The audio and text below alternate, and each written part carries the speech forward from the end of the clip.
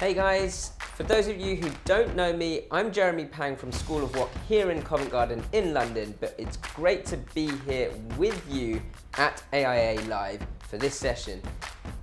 You can see I'm definitely a professional chef, but I certainly never stop learning, and neither should you, especially in the kitchen. And I'm going to show you guys how to make a vegan ramen. We're bringing the restaurant home. I guarantee you guys, you're not going to miss the meat and that fatty pork. I've swapped out, this stock here has been going for a good couple of hours. So 2 hours on a nice rolling boil. And I've got all these base ingredients here. So onion, ginger, garlic, spring onion. You can finely slice your ginger if you like, or just give it a quick bash.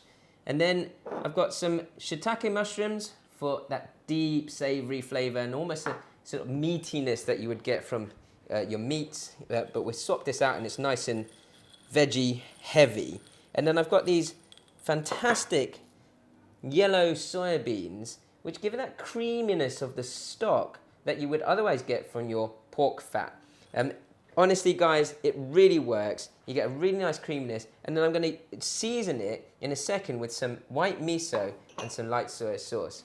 So the first thing is the stock itself, as I say, has been going for about 2 hours.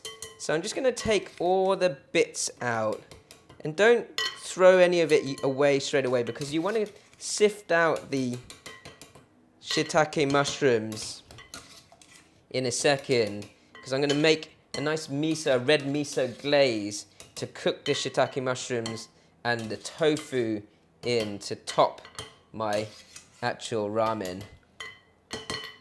So once you've got as much of the stock ingredients out, then you can start to season up your soup ready to finish. And then it's just really a compiling job. So the hardest thing, or the thing that takes the longest for sure, is the actual stock itself. So that's boiling away on a medium heat. I'm going to season it with a bit of white miso, which is actually a miso paste made from white rice or rice grains.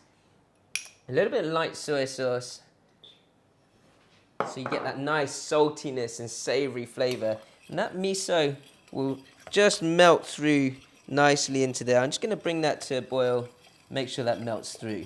Okay, whilst that's melting into the stock, my ramen, dried ramen, works fine, you know, so we can just take that and pop that into the hot stock for the next 4 or 5 minutes, and that'll cook up nicely.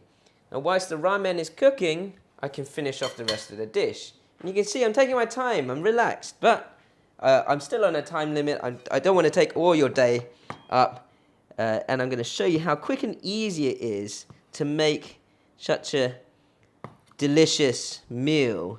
So I've got some firm tofu here that I've just sliced up, and I'm going to sear this carefully. I mean, you want to try not to cut it how I cut it, to be honest. Go careful, okay? But I'm going to use a little bit of avocado oil. Now, avocado oil is a higher heating oil. It's got a higher smoking point than vegetable oil. And it's an unsaturated fat, very, very good for you. So if you can source it, then it's brilliant and has great health benefits. I'm going to go on to a high or medium to high heat here. And then I'm going to start to sear my tofu like so. And in a second, I'll use my shiitake mushrooms and I'll make up a glaze.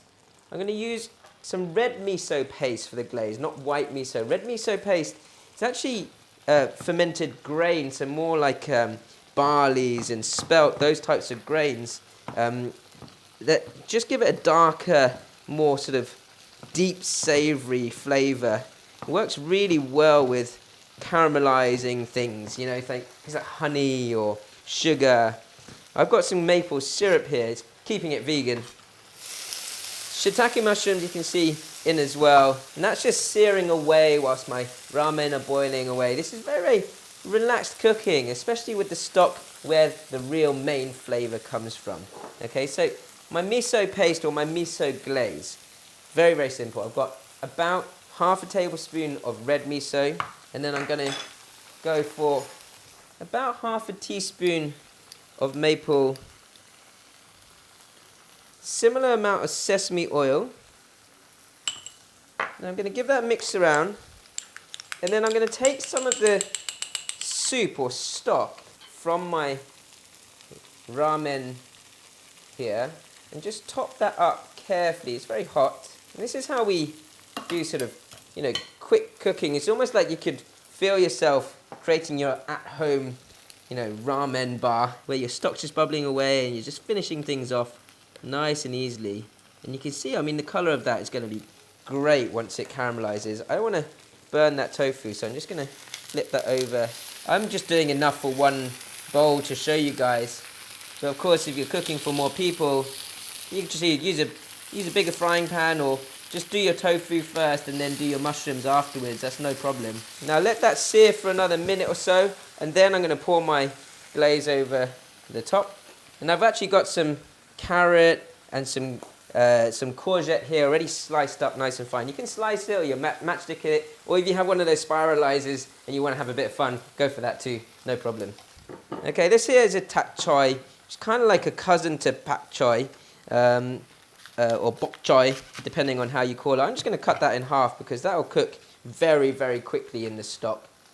Now my noodles, they're softened nicely after sort of 3 or 4 minutes of cooking. I can sift that out straight away. And then my bowl is ready for my ramen. Ramen needs big bowls, so make sure you get a big bowl for this, Straight over with my noodles. There's space in my stock now for my veg to blanch. My glaze can go over the top. Make sure you get all that miso in. Whoa, look at that. Looks delicious. And then here, it's just easy. I've got some carrot, the thickest vegetable. That's going to blanch in my stock for about maybe 30 seconds to a minute. I'll lay that on top. And then next up, my courgette, my vegetables. They'll go in for about 20 seconds. And then I'm going to start to serve this up. This is so easy. You guys can definitely do this at home. Now, if you feel like you're running out of liquid, you've always got your stock nearby. So just take a spoonful of your stock and add that in so that can melt through the miso. And just keep that going for another minute. My carrots, straight out. And I'm just going rough and ready here. And then a little bit of courgette and my tak choy. I'm just going to put the tak choy on the side there, and that will just wilt through. My courgette doesn't really need to cook much at all. 30 seconds. Straight out. And you can see we're just piling up this beautiful dish here. Take that off the heat, my tak choy. I just want to wilt it so it can just sort of bend around the bowl. And then this dish is pretty much ready to go. You can see my tak choy is so beautiful. It just sits in its own beauty, really. I don't mind if it just lays over the top of the bowl as well.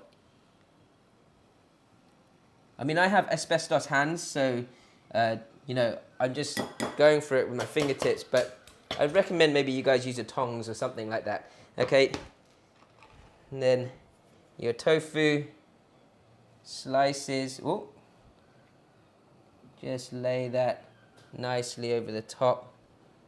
Don't forget your mushrooms as well, and that glaze from the miso. Whoa, look at that. Yes. So, in very quick time, I've shown you guys that making a ramen, but not just any old ramen, a vegan ramen at that, really super healthy. It'll make you feel good, but you will not miss that sort of punch of flavor and that deep savory flavor that you get from your normal ramen. Your vegan ramen done in 10 minutes. I hope you guys enjoy it, and more importantly, I hope you cook it and become your very own independent kitchen heroes.